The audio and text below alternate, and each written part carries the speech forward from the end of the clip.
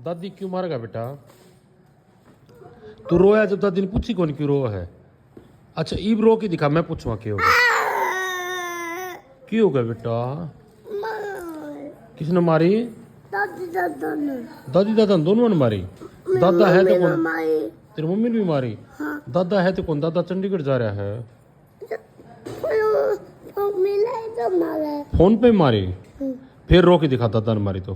हाँ भाई तेज रो तू तो। फिर मैं क्या करूँ बेटा इनका? किस तरह इलाज करूँ?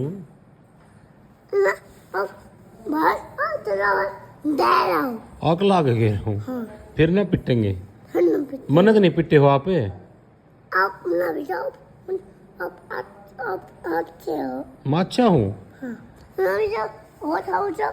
जब पीता मम्मी। मम्मी भी पीटते है उठ खाओ जो।